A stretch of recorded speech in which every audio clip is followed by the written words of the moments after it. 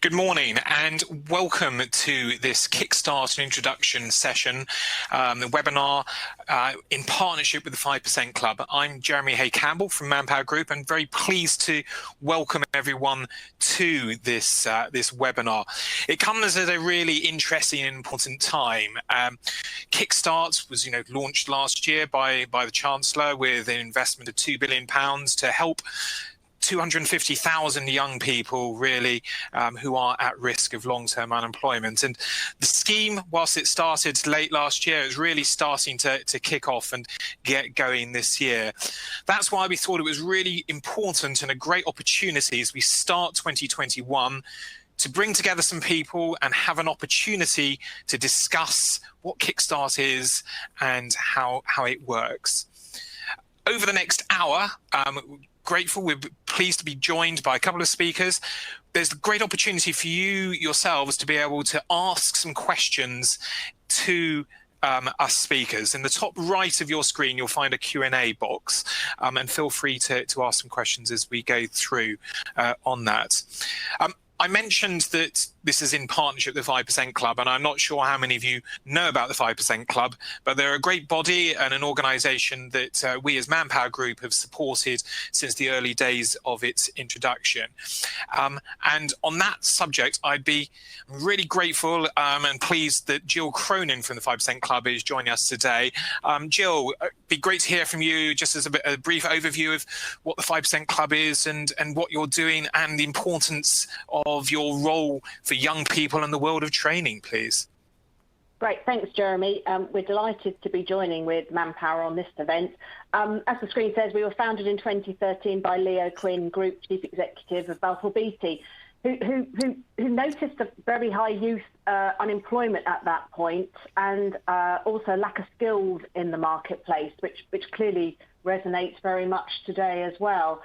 So he set up this movement of businesses committed to having at least 5% of their workforce in earn and learn, which we broadly have as apprentices, grads and sponsored students. This is really about giving people opportunities to gain skills, get jobs, develop careers and be relevant in the workplace, thus creating that pipeline of talent in the economy whilst people are also being skilled. We've now got more than 500 members. We have representing a workforce in excess of 1 million employees with nearly 61,000 in formal workplace learning. So I think it's a great movement, and if anyone wants any more information, happy to contact them and connect after this. Thank you. Brilliant. Thank you, Jill. That's very kind of you. I said joined by some experts in this, and very pleased to introduce. We've got today Geraint Williams from DWP. Geraint, if I'm right, you are the Kickstart operations lead, so very much involved with the day-to-day delivery of this. Welcome, Geraint. Yeah, morning, Jeremy, morning, colleagues, and thank you very much for inviting me along today. Yes, my day job is a senior leader in Department Work and Pensions, but currently focusing on how, as a department, we can operationalise the scheme, working with employers from an engagement perspective, and then what we do across our job centre network to match the young people that we have to the places that we create. Brilliant. Thank you, Geraint. And we're also very, very grateful to be joined by Laura Parker from Aggregate Industries. Laura, good morning. Good morning, Jeremy. Good morning, everybody. And you're going to be sharing some of your experience and examples, aren't you, later with involvement in the Kickstart scheme? Yes, absolutely. So thank you and we'll touch on both those areas as we go through over this session. As an organisation ourselves, ManpowerGroup, we've been very much working closely with DWP and with clients to develop propositions and to understand how Kickstart works with our business. I'll touch on that later about our involvement as a gateway and also as a gateway plus delivery organisation. It's right for us. We are running an internal program as well for Kickstart, and because out of our roughly 35,000 workers every day, 25% of those are aged under 25, and this is part of our commitment to addressing the youth agenda as well. But I want to put, maybe to start with, I just wanted to put this in a little bit of context about where we are.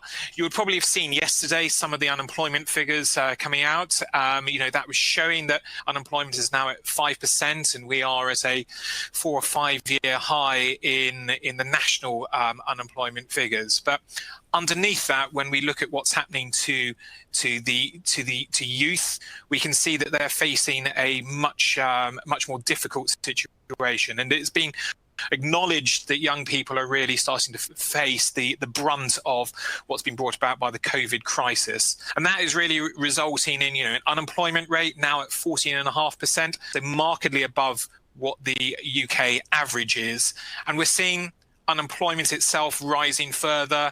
We're seeing the number of economically inactive young people rising, and we're seeing that a lot of young people are particularly being hit by the furlough scheme separately as well. When we look back to what happened in 2008, 2010, we had, youth unemployment getting on for 20%. And it's in that context, I think, that, we can see some of these labour market shocks starting. And it's in that context that the Chancellor announced and developed the Kickstart programme as a way to support young people, and particularly those who are at risk of long-term unemployment. So that sets the bit of that challenge. How do we address that? How does the government, from a policy side, address that, and what role do us as employers have in trying to make a difference to what we hear about as a lost generation? But yeah, what is Kickstart? And I guess, Kickstart has started off, and I talked about this as, a £2 billion investment to support roughly 250,000 young people. Geraint, you're very much at the sharp end of this and setting this up. I wonder if you could just take a couple of minutes just to outline to people today about a bit of the background as to what Kickstart is and how it works, please. Yeah, of course. And I think you've covered a lot of that ground, Jeremy. So you'll recall that back in July, the Chancellor announced that as part of Plan for Jobs, we would develop a Kickstart scheme with an ambition to spend approximately £2 billion and to develop placements for young people aged between 16 and 24, those people that are on universal credit, and those people that are at risk of the scarring effects of long-term unemployment caused by the economic crisis that we faced through the pandemic. So what we are wanting to do in Department of Work and Pensions is to work collaboratively with employers from all backgrounds, all sectors, large and small, from the public, the private, and the voluntary and charity sector, to develop high-quality placements for young people, a 6-month opportunity, paid at 25 hours per week, paid at national minimum wage rates relevant to that young person's age. And on top of that, we would be paying for national insurance contributions, pension contributions, but also then contributing a sum of money to help that young person to benefit not only from the work, but from the experience of that placement through some additional investment in terms of employability support. So a package of approximately £1,500 to do some of that work, Jeremy. And Geraint, you touch on there about the funding covers 25 hours a week at national minimum wage, and employers are free to top that up, increasing both the hours and how much they pay as well, aren't they? Yeah, absolutely. So there are questions out there at the moment about things like the London living wage and the real living wage, and it can be an employer prerogative to make decisions on beyond 25 hours. And in terms of the hourly rate of pay that they offer for that young person through Kickstart.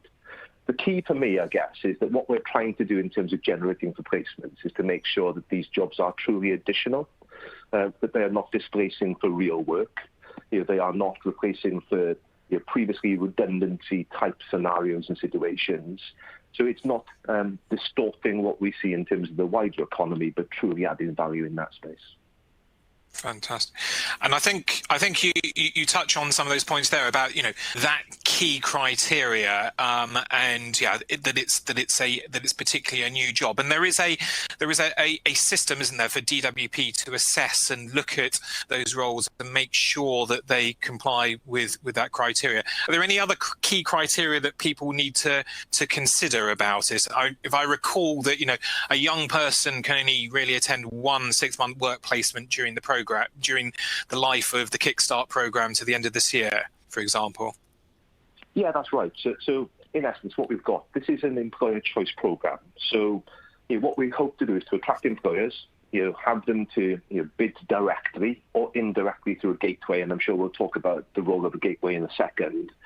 And then what we'll do is we'll advertise those jobs and opportunities within the job centre, and the work coach community working with young people will match against those jobs. What we're looking for in terms of those jobs are that I mentioned the fact that we want them to be truly additional and not replacing or displacing. So we look at whether or not they are truly additional in that environment. But we also look then at the experience of that young person from an employability perspective. So that's about what is the support that will be offered to that young person to enhance their skill sets and to augment their potential and opportunity at the end of that 6-month placement. So there is no necessity for this post to be a post that sustains beyond 6 months. It's a post that offers the opportunity within 6 months for that young person to thrive, to make a difference, and to progress more positively into something more sustainable as the economy starts to recover. Thank you, Geraint. And we touched on possible different models of how people might engage with this. And there was an announcement started this week about changing some of the key criteria. Are you able to just expand on that a little bit more? The role of the gateway was set up originally for employers who couldn't commit to a certain number of roles, but that is one way for people to engage. And I guess there's direct or gateway plus as well.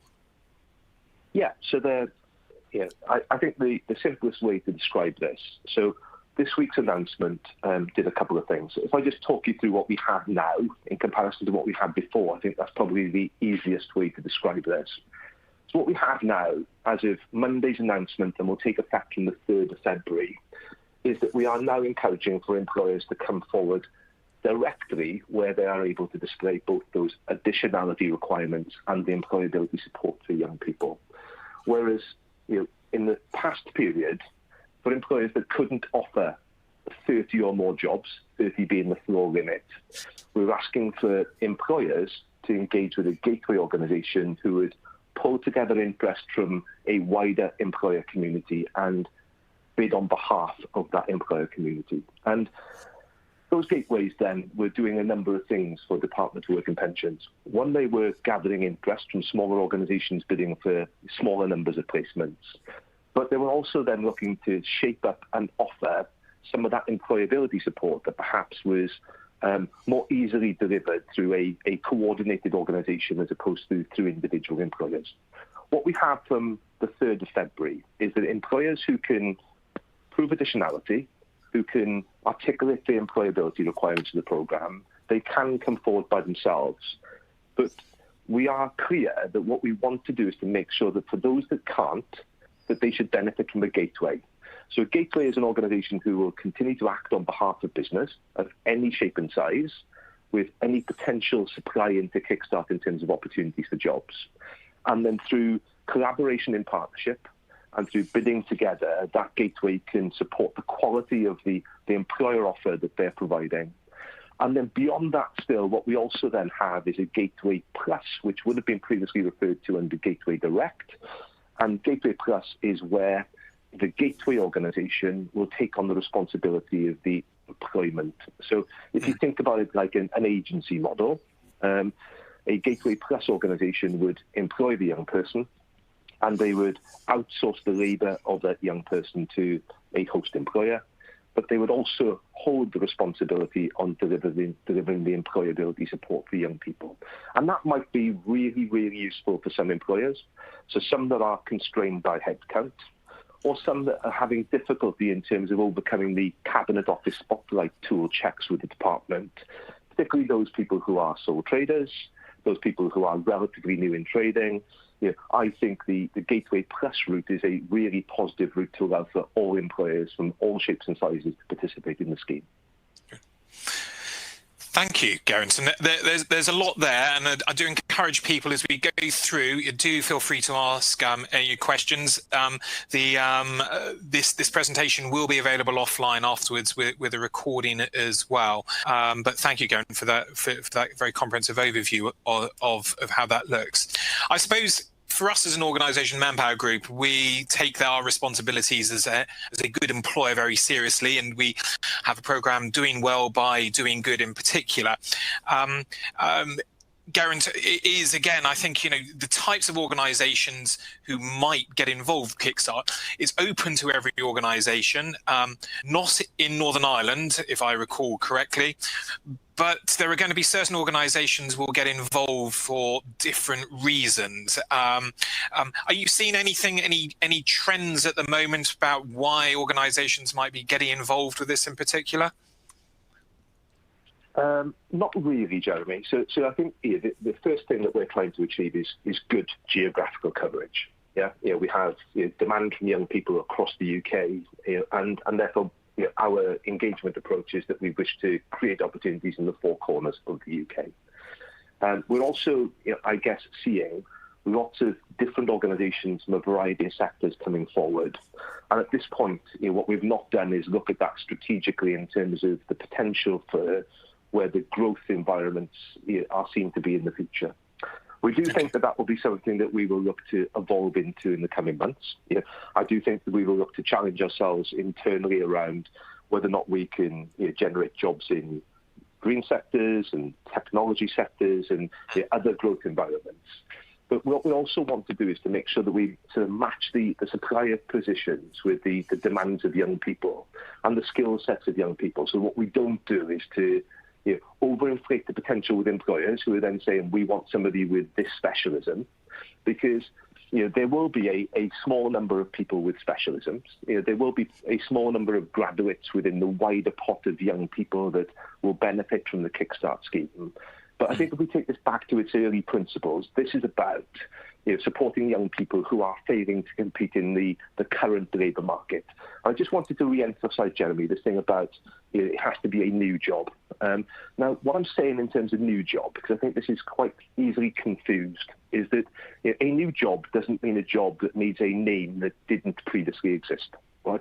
It just means a job that is supernumerary to the requirements of that business.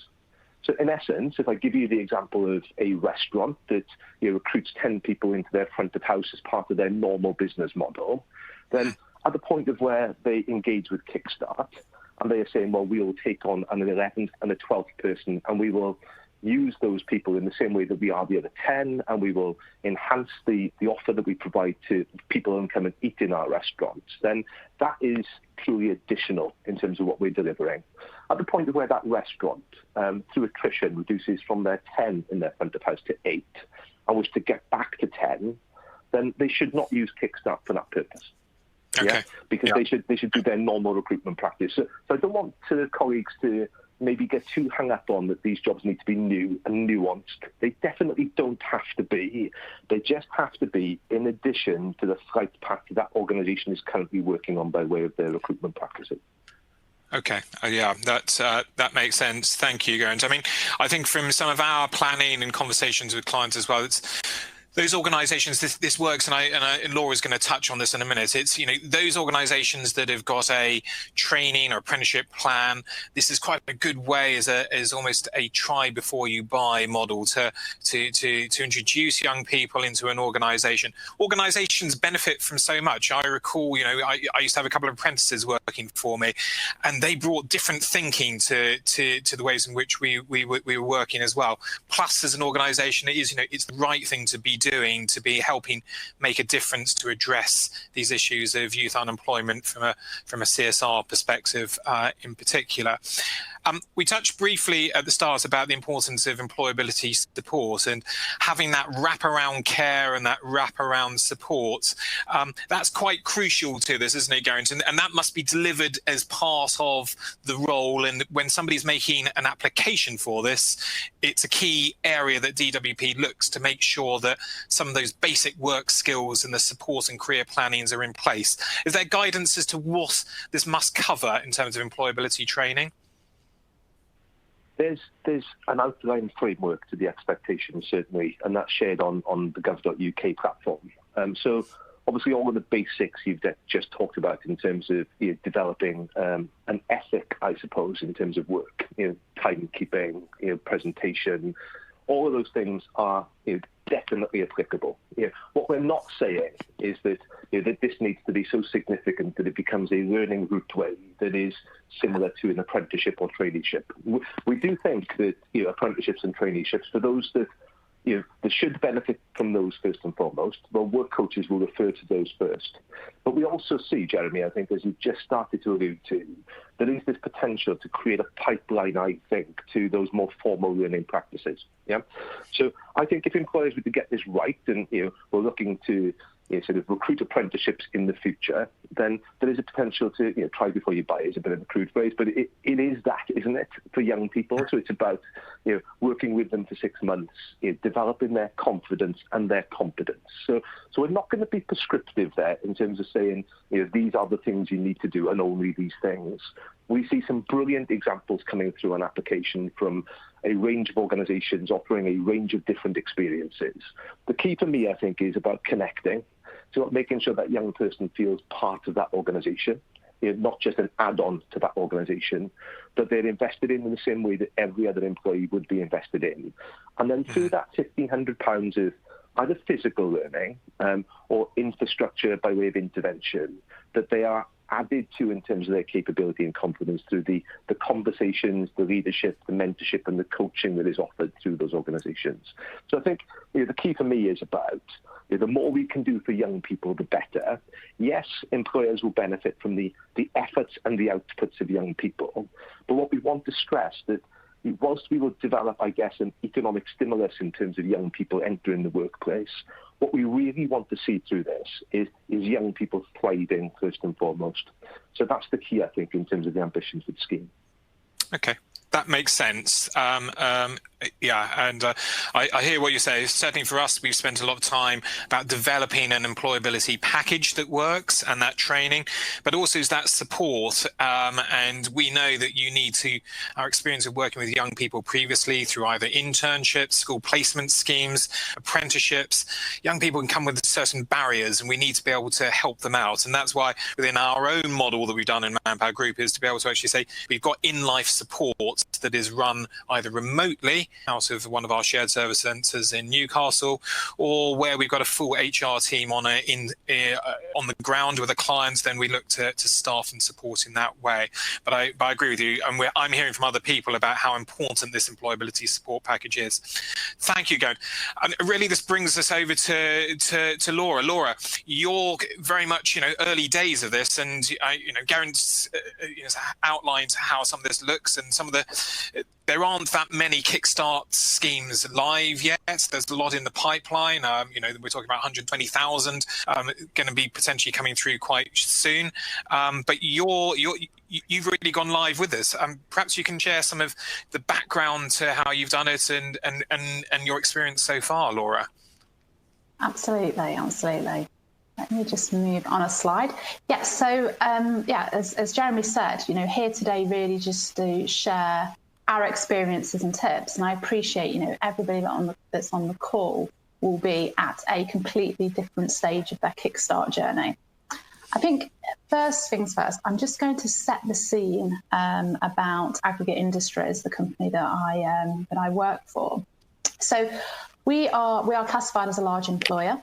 So we have a workforce of just over 4,000 employees across 300 sites, so the north of Scotland into the southwest.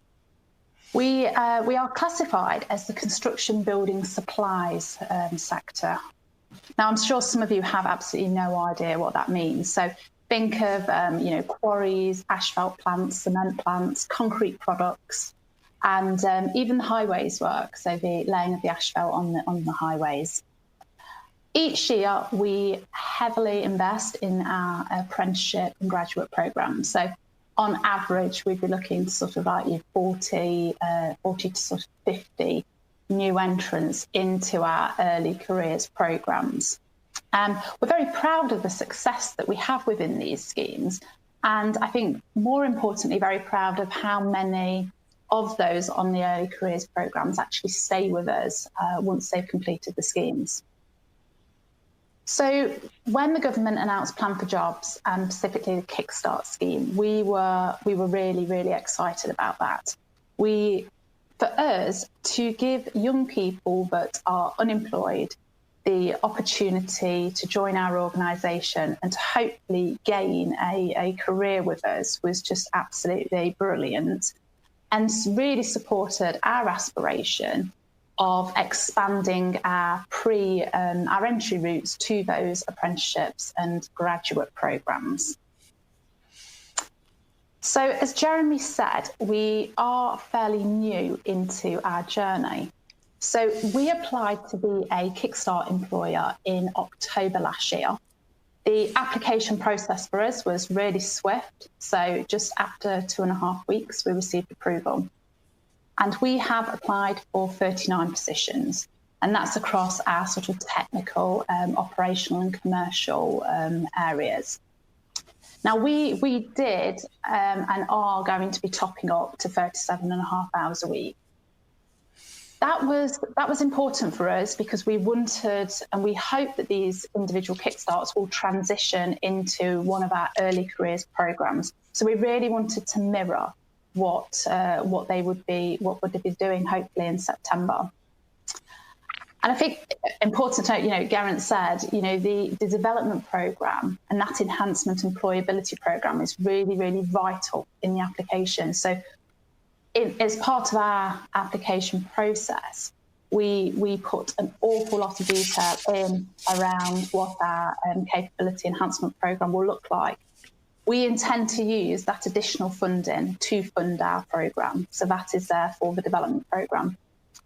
And we're really focusing on two sort of areas. So one being very much the operational and the technical capabilities and competences, which will include, formally accredited and CPD accredited courses and qualifications, but then also the employability soft skills element. So the collaboration, the teamwork, and for us, very importantly, we felt financial planning will feature into that. And then our Kickstarts are supported on site by an external work coach, but also by the internal HR and central teams. Now, you can see on that blue box there, that's just where we are at this moment in time. So I'm sure you can appreciate when you're in the middle of live recruitment, these numbers change continually.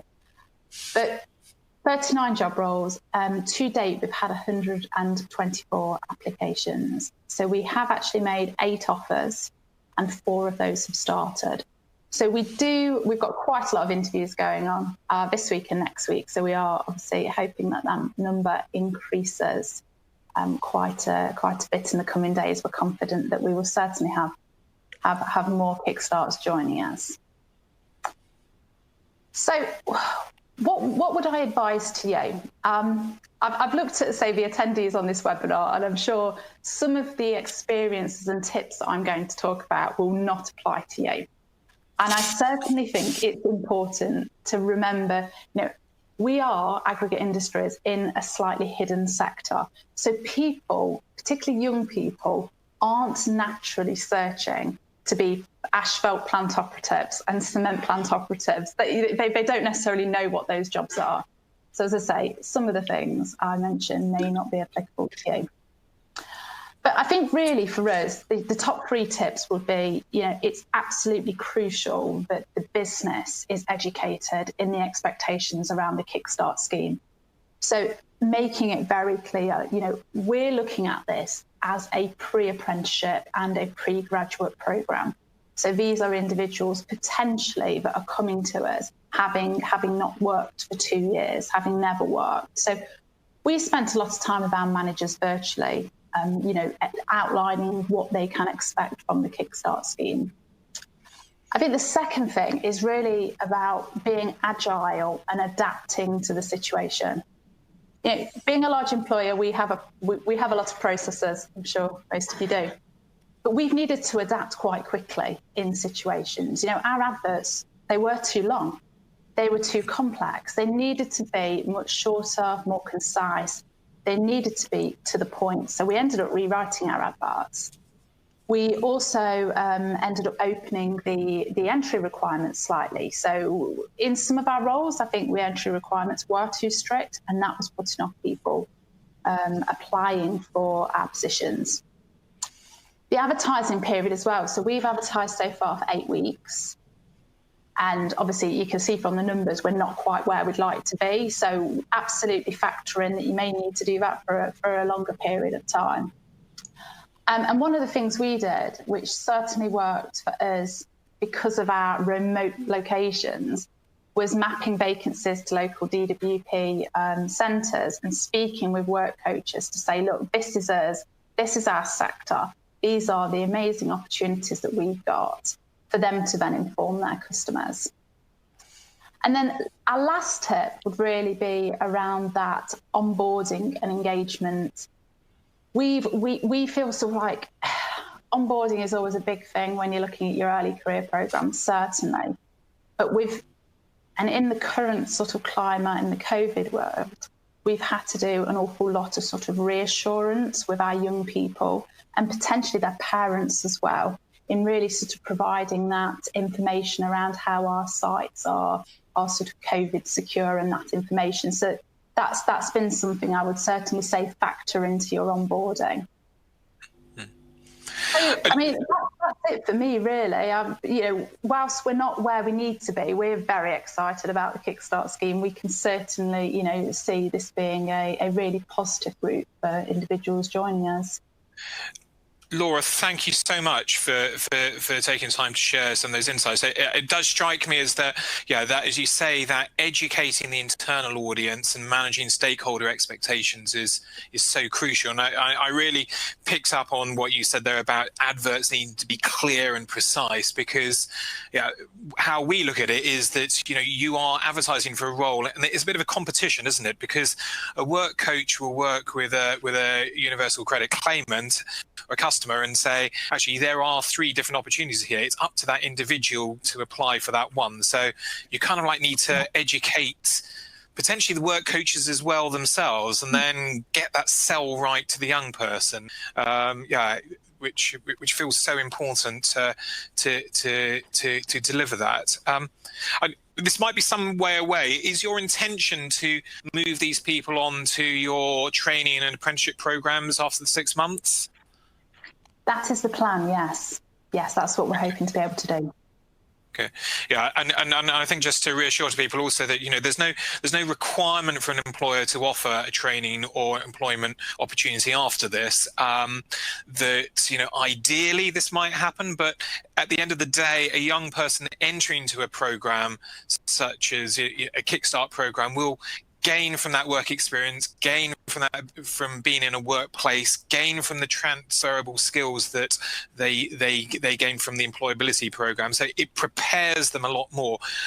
Certainly with our side as well, we're looking at what's the offboarding program as well, of saying actually how do we prepare people for what happens next equally as well. But thank you.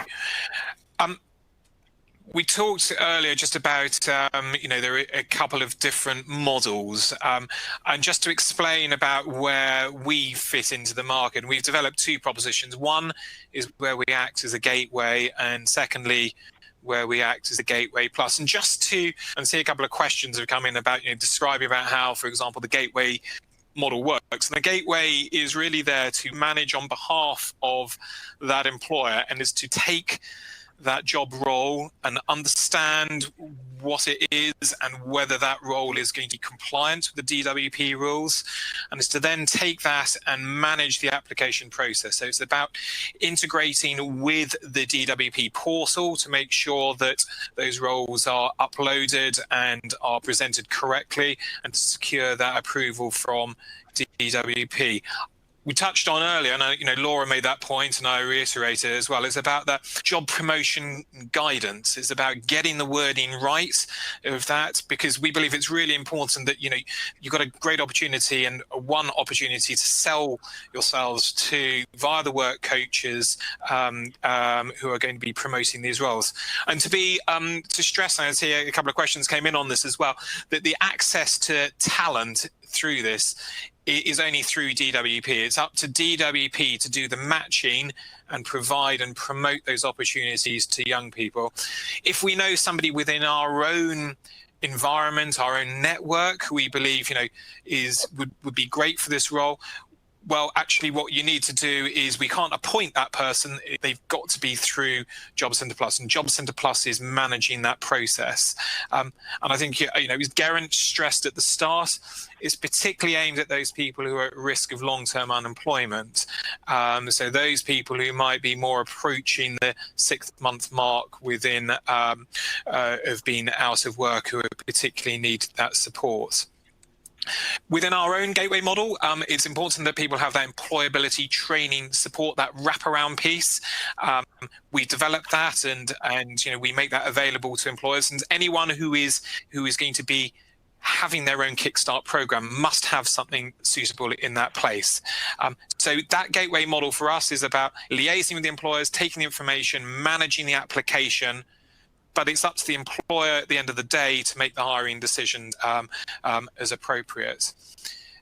Geraint also touched on the Gateway Plus model, and this is the full service end-to-end piece. So this has a lot of similarities to that initial phase of the Gateway about the application management and making sure the job promotion, the guidance is correct and that it works effectively. But equally, on top of that, being the employer as the Gateway Plus, and that's where the Gateway Plus has the full employer responsibilities and roles. They've got a role, and we have that role about managing the candidate selection, screening candidates and making sure that's right, doing a getting to know you day with the client, where we do a series of exercises, and in essence it's an interview stage, but much more of a light touch, high touch approach in that way. And given how we are with COVID at the moment, it's more likely to be run remotely. But then as the employer, then there is the requirements, and it's about managing the payroll management and the HR responsibilities, and also this in-life support that I touched on earlier, where we see this as really important, because individuals are going to have more issues and potentially some questions that they're going to want to have addressed in their in their program. So it might be about needing more support to get to work, for example. It might be they might have more pastoral needs that to be accounted for. And that's why we've actually put the equivalent of, I think it's 1 to 45, of making sure that we've got a dedicated resource to be able to manage people in that way. We talked briefly about an employability support program. Our approach is with our sister company, Right Management, and using their technology and their approach. And that introduces things like a one-to-one career coaching session. There's on-demand webinars. There is a CV builder, and there's courses, a lot of courses in terms about how to do career planning and self-assessment and learning skills that people go through with that. And then we also use our PowerU platform, which contains a lot more of those informal, those employability skills opportunities, and that is a self-guided piece that an individual takes themselves through. But there is that support centrally about the support function I talked about earlier, where somebody's checking in with people to check on their progress, and we can manage that.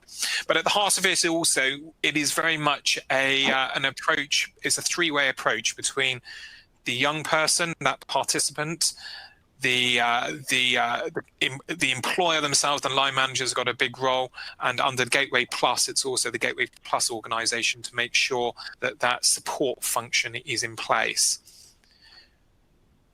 Very briefly, what does that look like? I mean, and I'll leave this with you, it's on the deck, but this is how we've scoped out potentially how we take individuals through. And so it's a journey that an individual goes through in terms of their onboarding and understanding about what is going to be expected of them over this 6-month period whilst they're on their program.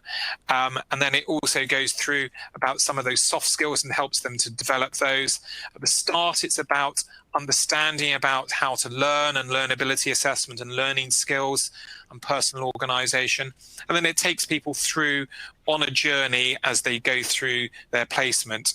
And it culminates really in making sure that we're getting people job ready and with that ideal opportunity, as Laura said, that they can move on to a training opportunity or employment with that client at the end of the day, or equally, when it is with ourselves, it is then looking to see whether we can find an opportunity. If it's not with that client where they're working, we can then find them an opportunity within our wider network as well.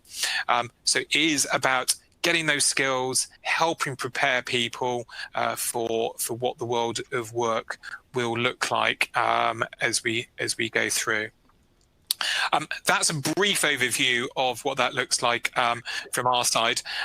And really, as we for the last 20 minutes, very keen to take some questions, and we've answered a few as we go through this session today. But there's a good few that have been submitted through as we go through. To reassure you, this webinar is being recorded. The slides and the recording will be available at the end for people to pick up to look at. But yeah, there's a few questions, and I'll just go through and take some of these as well and direct them to people as appropriate. There's a question here about applicants and about, is there going to be a diverse pool of applicants being put forward to an organisation? What does that look like from Job Centre Plus and DWP's perspective? Do you ensure there's a diverse pool, or is it up to what's happening at that local area? Are there certain rules that are put in place or a way of working in this? So in terms of diversity, I guess, are we talking about equality and diversity, or are we just talking about a range of customers potentially that meet the needs of that vacancy? I think it's open. Okay. I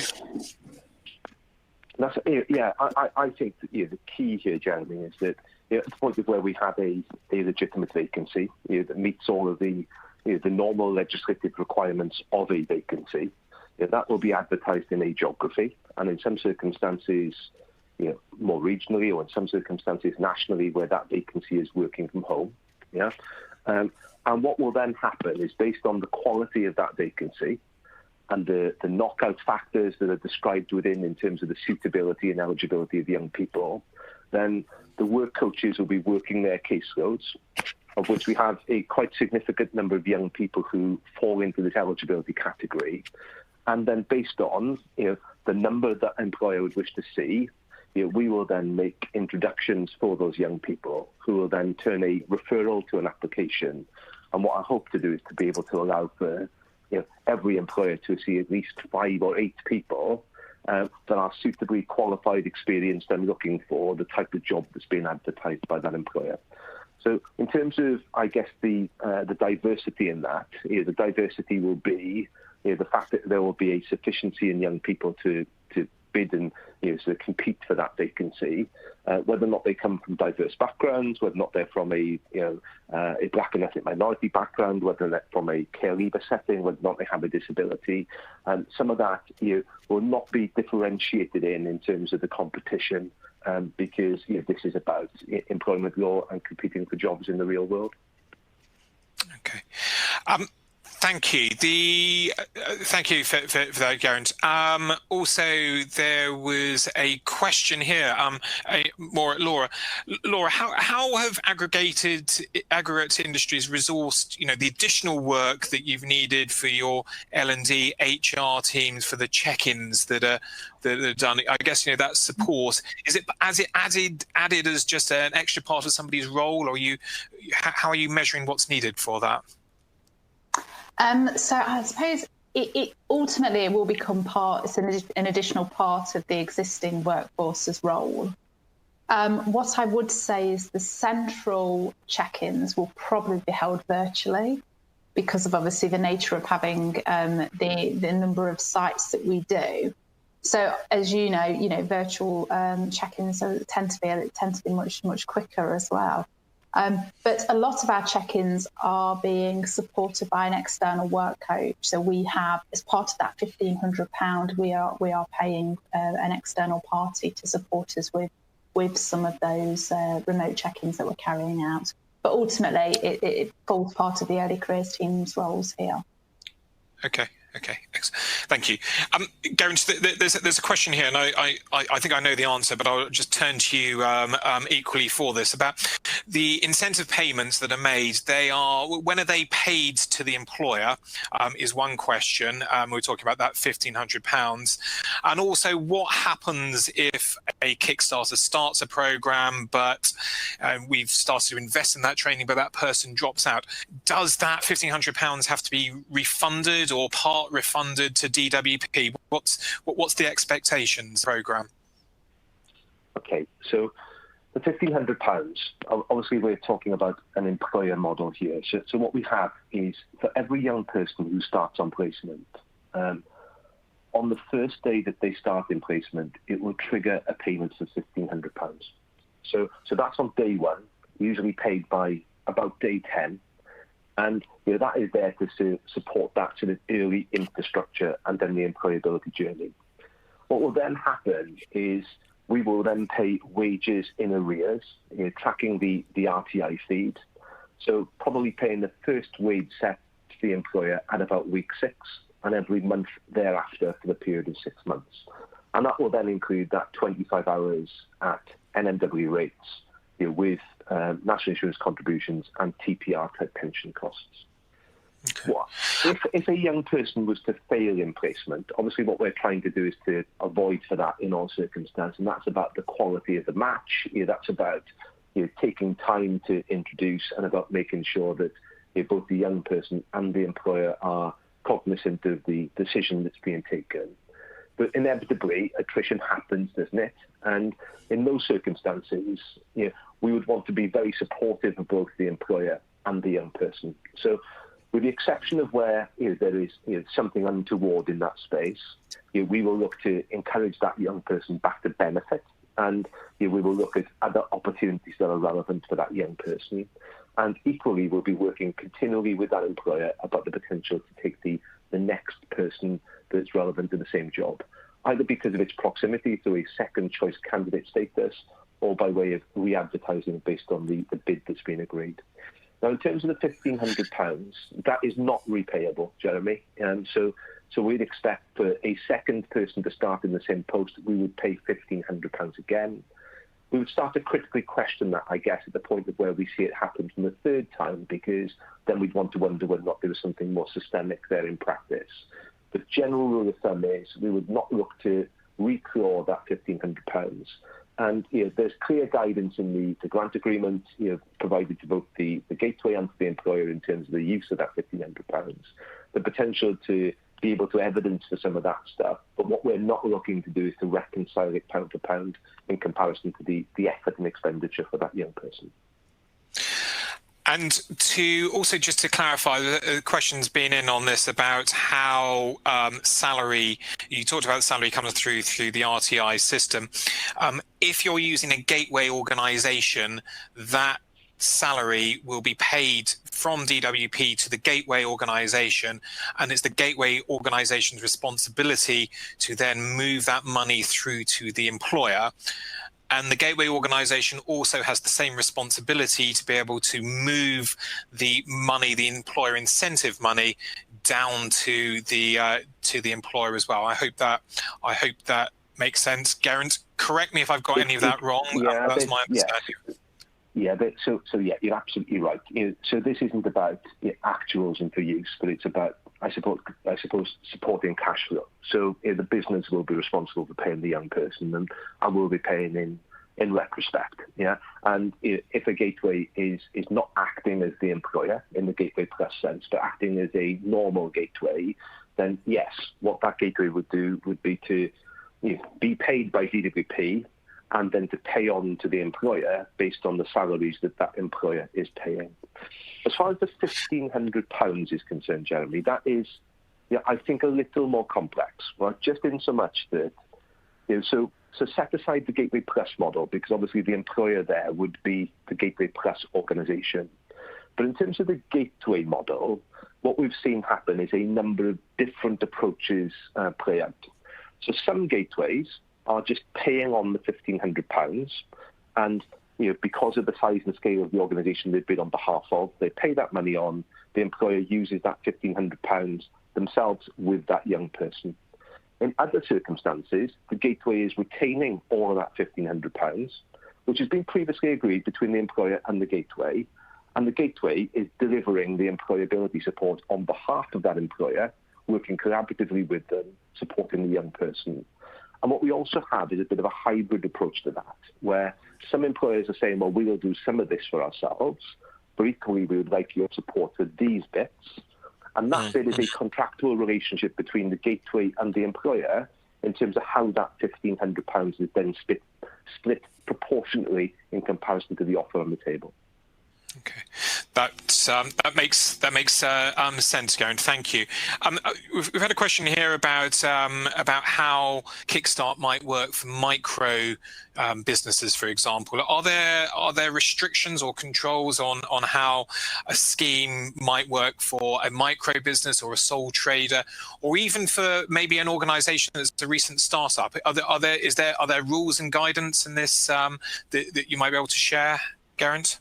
Yeah. There are two things. So the first one is about the size of that organisation in comparison to what they are bidding for, and whether or not it is proportionate in comparison to the quality that we expect in terms of the placement. Yeah. So if you have a sole trader, right, that is bidding for 25 new starters, right, then for me, I would suggest that is disproportionate.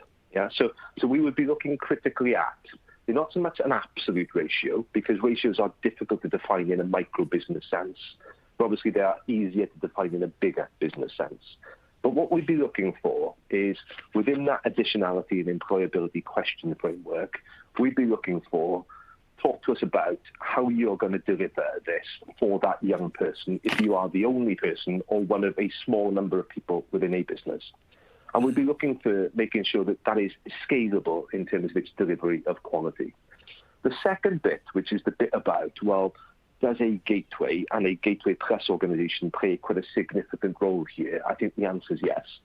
So sole traders don't always have a relationship with Companies House, don't always file their accounts there, because they may well just transact with HMRC.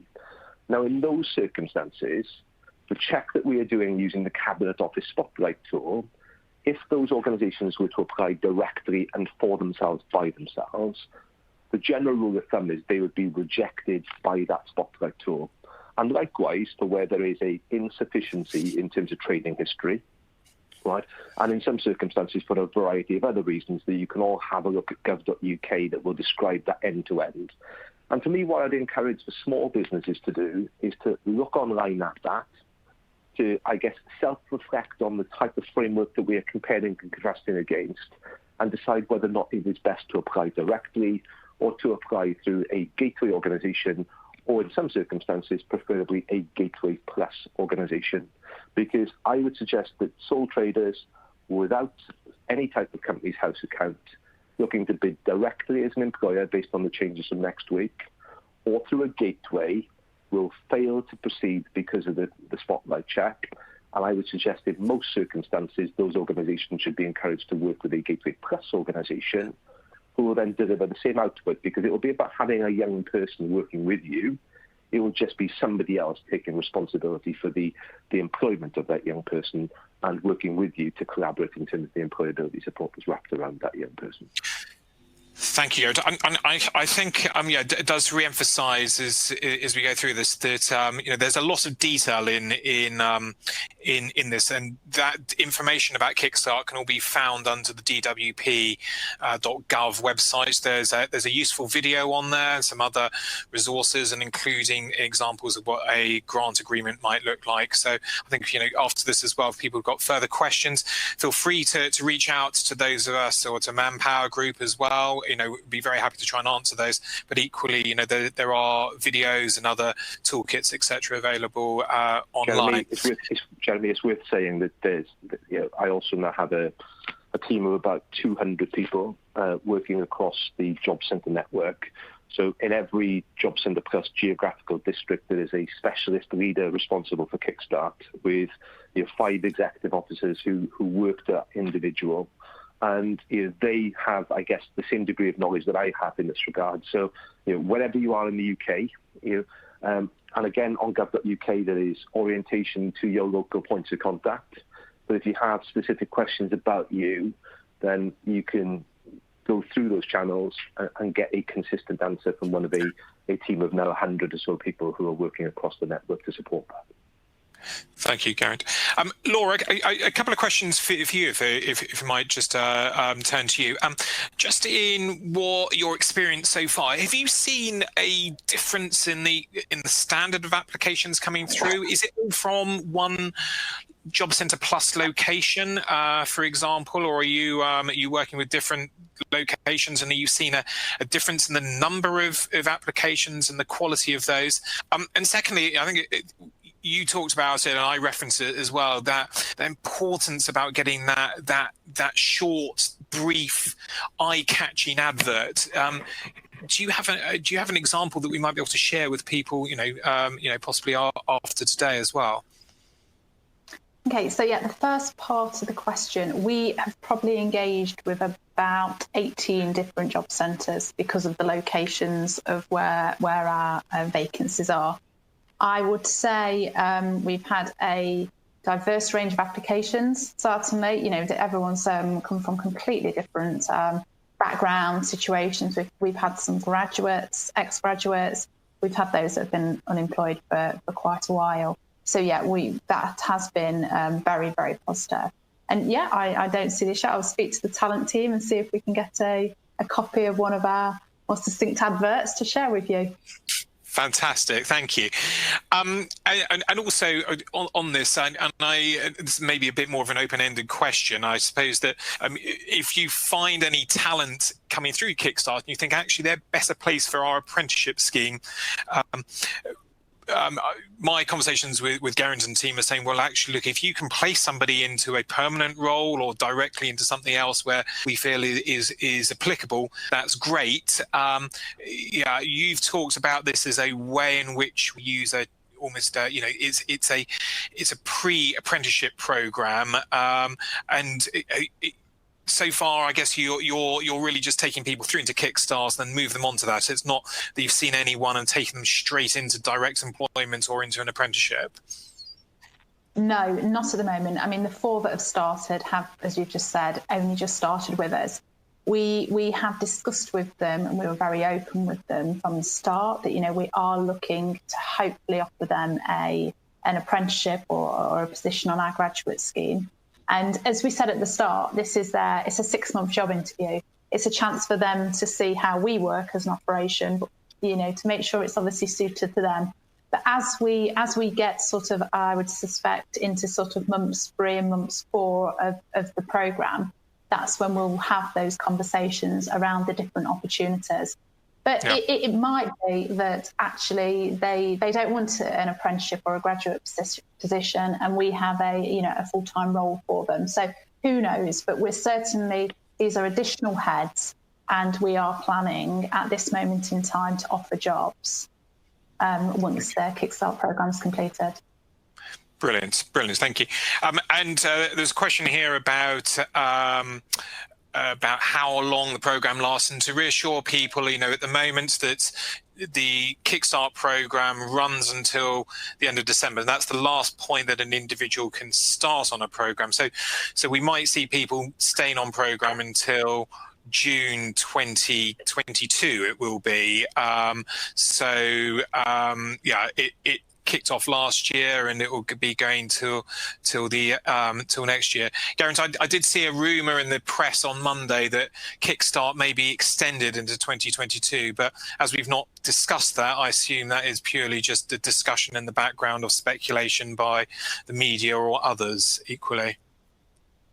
Yeah, it's speculation at this point, Jeremy. I think what we have, obviously, I think it's well quoted on Monday that perhaps we've had 2,000 or so starts, 120 or so thousand committed jobs.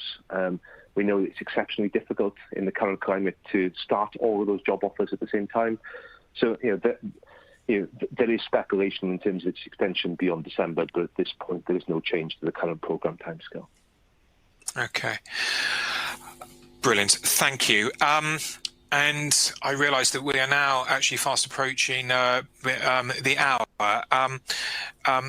Thank you to everyone, to Geraint and to Laura for taking some time this morning, and also to Jill for helping facilitate today's event. Very much appreciate you being able to give up your time to share your experiences and answer questions. We have naturally received a fair few more questions than we've had time to answer. We will, between the three of us, make sure that we go back through and look at those and answer those and post those answers into the portal, so you'll be able to see some of those answered questions if we've not been able to answer them for you today, but apologies, and that we might not be able to action that.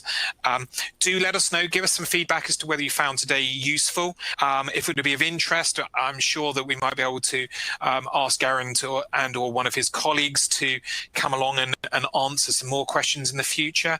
But yeah, thank you everyone for joining. I hope you have a wonderful rest of the day, and in terms of your thinking with Kickstart and how this might fit within your organisation, really hope that today's session has helped inform and crystallise some of your thoughts and answer some of the questions you might have. Thank you, everyone.